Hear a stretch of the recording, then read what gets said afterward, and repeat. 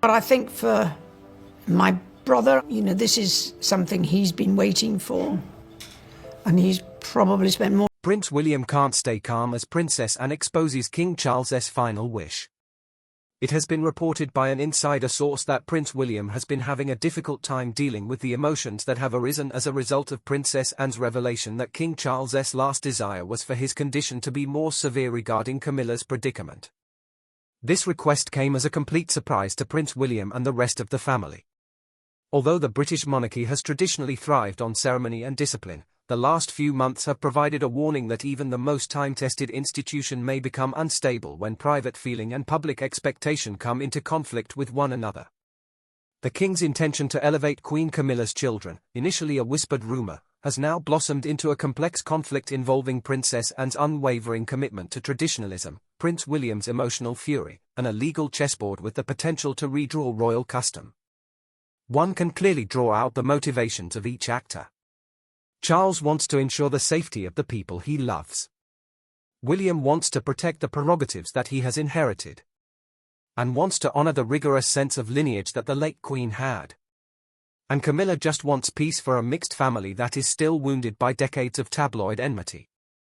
The forces that they have unleashed, however, may be more powerful than any of them imagined. These forces include constitutional precedent, property law, and contemporary media cycles. The tinderbox itself is ignited by the deteriorating health of Charles. He is still publicly dedicated to his position, although he is 76 years old. Yet the toll that cancer treatments have had on him is no longer something that can be concealed. Courtiers have seen somebody who has been a workaholic for his entire life morph into a sovereign who grudgingly carves nap-length interludes into his diary. The result is a man whose pace during public walkabouts has reduced from a fast stride to a careful shuffle. His short hospitalization in March, which was recorded as a one-night observation for treatment side effects, did more than just generate public sympathy, it intensified fears inside the palace. Reforms may still be planned by a monarch who is in remission, but a monarch who is at risk of relapse would naturally worry about their legacy and the people they care about.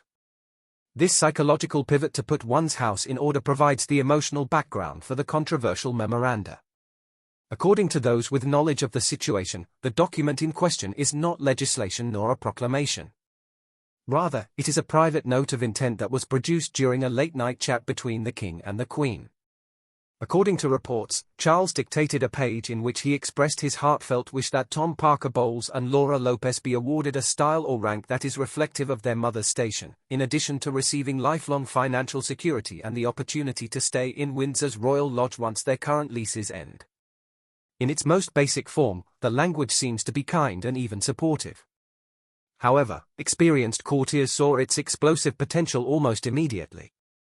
Titles have an impact on the constitutional order. Property has an impact on the administration of the Crown estate.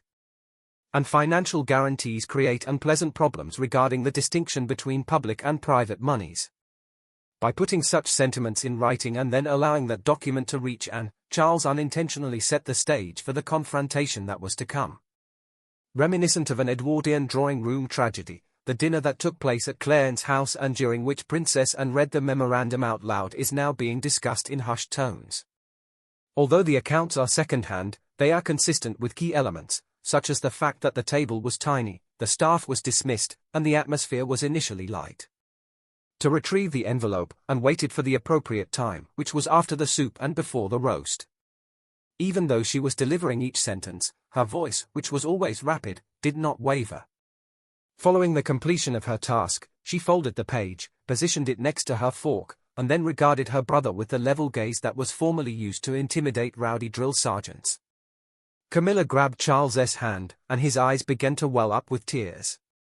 The future king, William, however, froze in what his advisors subsequently referred to as a silent concussion. The shock that the future king experienced was not dramatic, it was the bewilderment of a guy who had spent his whole life learning the rules and then all of a sudden he found out that his father was prepared to rewrite them for love.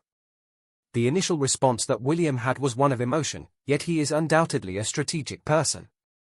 Over the course of 2 nights in the middle of April, he wandered about the lamplit garden of Adelaide Cottage, dictating voice notes that vacillated between constitutional panic and filial worry.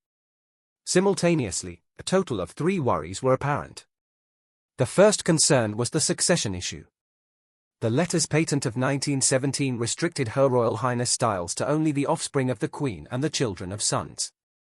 As a result of breaking that law about step relationships, William was concerned that Republican-minded members of Parliament may be tempted to demand a comprehensive review of royal titles, potentially including reviewing the benefits that his children enjoyed. Real estate was the second source of concern. Royal Lodge is more than just a piece of property, it is an inheritance that is steeped in the legends of the Queen Mother. Both William and Catherine had secretly harbored the desire to bring up their children at that location after Prince Andrew's contract expired. As soon as I noticed that it was going to be given to Camilla's children, I felt as if I had erased both history and my own personal intentions. The public sentiment was the third point that was raised. According to his argument, a monarchy already struggling with the appearance of opulence could not possibly swallow news like His Royal Highness, food critic Tom Parker Bowles, without losing its credibility entirely. The Prince of Wales took action. On the third day of the event, the private secretary Jean-Christophe Gray was given the instruction to select external businesses after he rejected the attorneys that were suggested by the palace. By selecting Mishcon de Reya, the same company that guided Princess Diana through the divorce process, Mishcon Partners sent a message that confidential memos outlining potential counter-moves. The apparent heir was establishing a legal boundary separate from the memos included a petition to the Privy Council, which questioned the legality of fresh letters patent, a challenge to any Crown estate variants that might divert Royal Lodge, and, as a drastic measure, a proposal to facilitate. Mishcon Partners produced confidential memos outlining potential counter-moves within 48 hours. The memos included a petition to the Privy Council, which questioned the legality of fresh letters patent, a challenge to any Crown estate variants that might divert Royal Lodge, and, as a drastic measure, a proposal to facilitate a parliamentary inquiry into the definition of royal consort privileges. This would open a legal and political Pandora's box, exposing decades of loosely defined norms around titles, financial entitlements, and inheritance practices within the monarchy. Although no formal action has been taken yet, the message was unmistakable. Prince William is prepared to defend the structure of the monarchy, even if it means creating a rift with his father. The tension within the royal family has since shifted from quiet unease to active positioning, with each figure now surrounded by advisors, preparing for what may become a constitutional showdown. For now, the palace remains publicly silent, but within its walls, the future of tradition, legacy, and loyalty is being quietly but furiously debated. Parliamentary questions that could publicly embarrass the monarch into retreating. Even though William had commissioned these drafts, it did not entail that he would ever use them. The very fact that they existed was leverage. While William was gathering attorneys, Anne was in possession of something that was far older than writ's precedent. In the years after the death of her mother, the Princess Royal has served as the family's institutional memory. The most important thing is that she is now serving as a permanent Councillor of State, and she is able to reference certain chapters and verses of heraldic etiquette. Additionally, in the event that Charles's health deteriorated, she would be authorized to carry out certain royal business in his name. This latent power gave her resistance more weight. When she warned Charles that his proposal may lead to confusion of lineage and service, she hinted that she would refuse to approve or countersign any document that was in conflict with the established order. The heralds and the Lord Chamberlain were called in by Anne, who requested historical dossiers on title formation since George V. One official withdrew from the conference mumbling, "Her Royal Highness leaves no loophole untested." Anne's request was made behind closed doors. However, the issue is not just procedural but also personal in nature. Although Anne has never sought public attention, she continues to be very protective of her mother's legacy. In the year 2022, Elizabeth II announced that Camilla should be elevated to the position of Queen Consort. From Anne's perspective, it was the pinnacle of marriage advancement. Any additional honors diminished a commitment that the public had implicitly conveyed. Because of this, she considers Charles's message to be an excessively emotional gesture that has the potential to undermine the monarchy's reputation for impartial continuity. Camilla, on the other hand, interprets the same circumstances from the perspective of a mother. Her children were subjected to public shaming as a result of the incident that occurred in the 1990s. She feels that if she were to provide them with formal dignity today, it would heal those old scars. Although his medical staff is pleading with him to avoid stress, Charles is caught in this moral dilemma and oscillates between being defensive and conciliatory day after day. Indeed, Camilla's children have become reluctant catalysts in their own right. Tom, who is a food writer that has a tendency to be self-deprecating, quips in private that he does not want to be responsible for opening stores while wearing a morning suit. Laura, a co-founder of an art gallery, expresses her fear of cameras following her everywhere she goes. A paradoxical twist is presented by their circumstances. The individuals who are at the center of a potential elevation seem less excited than the monarch who is lobbying for it. Despite their lack of excitement, their theoretical titles hold significance far beyond personal preference. This is because monarchy serves as both a symbol and a substance. Critics say that giving step-relatives the titles prince and princess will make them state-funded superstars. In the event that you grant them lower courtesy statuses such as earldoms, you will still be able to overcome a bloodline firewall that has been in place since the First World War. There is a high probability that any compromise will enrage either traditionalists or modernizers.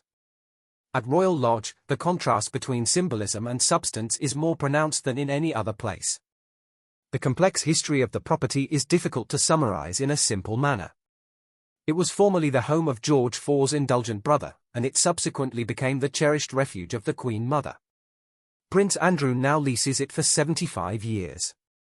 Andrew is certain about his intention to leave the lease to his children, although he is in a difficult financial situation. The note written by Charles makes a passing reference to the possibility of obtaining the lodge for Camilla's heirs, which would need either Andrew's voluntary departure or an expensive negotiation with the Crown estate. The response from William's side is that the late Queen likely intended to ensure continuity at Windsor by transferring the lodge to her immediate heirs family.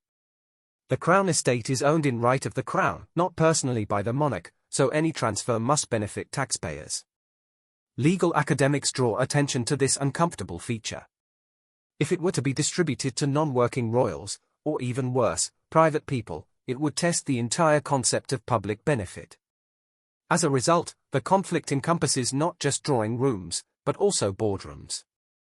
Should Charles be adamant about obtaining fresh letters patent, the Home Office would be responsible for drafting the document, which would then be sealed with the Great Seal and Every published path in the leads to London corridors Gazette. where politics and tradition It is collide, possible for and where ministers to leaks, gently once they suggest have been caution uncovered, and warn the spread king that at the pace of parliamentary social scrutiny, media anger. in the event that it is triggered, As far may as not the follow digital a realm is respectful concerned, approach. perception has already Even if surpassed Charles sought a reality. more straightforward solution, Anti-monarchy such as live activists peerages, used a rumor he would as still evidence, want the arguing opinion that of the the Prime institution Minister is to a have the family Crown business consider that needs a more suggestions. democratic replacement. Even a courteous style Commentators such as who Lady adhere Laura to the Windsor conservative would raise ideology issues, argue that such the as king's on plan what is a basis private and with matter what and that financial step families implications. are an unavoidable aspect of contemporary society. The results of the polls paint a more complex picture.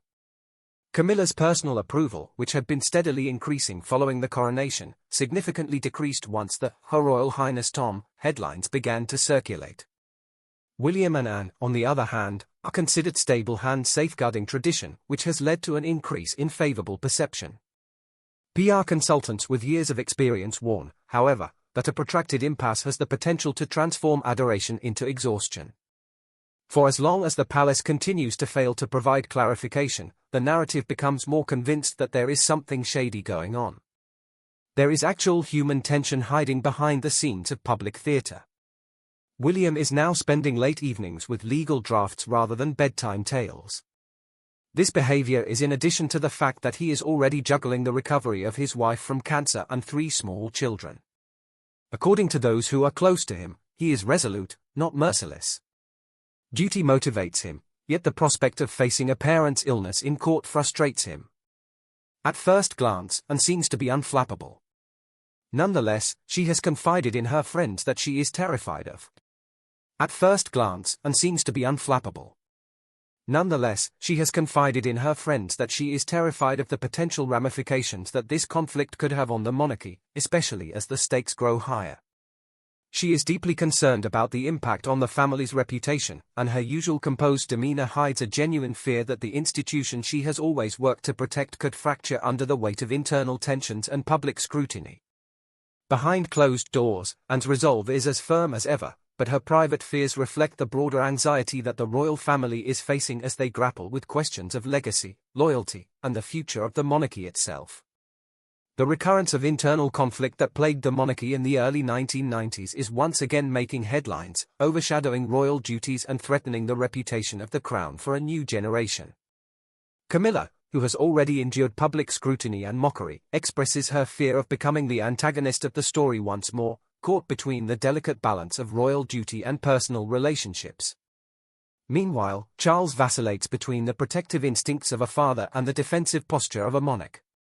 While he wishes to spoil his stepchildren, he cannot ignore the mounting constitutional concerns, realizing the potential backlash from altering long-established traditions.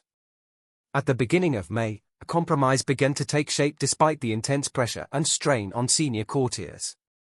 A three-point de-escalation plan was drafted. Tom would receive a life peerage, without any succession rights or royal titles. In recognition of his charitable work, Laura might accept a grace and favour apartment in St. James's Palace instead of Windsor, and financial security would come exclusively from the King's private Duchy of Lancaster, separate from public funds. For now, the Royal Lodge remained unaffected, with William agreeing to halt any legal actions in exchange for written assurances that the letters patent would not be altered. Anne, ever the traditionalist, was willing to approve the proposal, provided that any new titles ranked below princely status. While William maintains a reserved demeanour, he actively pursues guarantees that will prevent any future sovereign from reopening this matter. Charles, although reluctantly accepting the compromise, recognizes that this may be the only viable option to prevent further conflict. What happens next hinges on several uncontrollable factors, such as the trajectory of Charles's health, the strength of family relationships, the willingness of Parliament to intervene, and public sentiment about perceived privilege. If Charles's health improves, he may quietly accept the compromise, maintaining peace and preventing a constitutional crisis. However, if his condition worsens, the matter could escalate into open confrontation, either resulting in a swift surrender to William and Anne's stance or a last-minute issuance of the letters patent, creating political turmoil. Either scenario would reveal deep fault lines within the monarchy, exposing the tension between tradition and modernity and raising questions about the future of the institution. Currently, all sides have reached a fragile ceasefire. Charles leans on his silver-topped cane, a symbol of both his frailty and determination, while continuing to honor his royal commitments. William dedicates his days to early childhood initiatives, offering legal counsel in the evenings, and travels the realm, establishing lifeboat stations and supporting rural hospitals, reinforcing her commitment to royal service.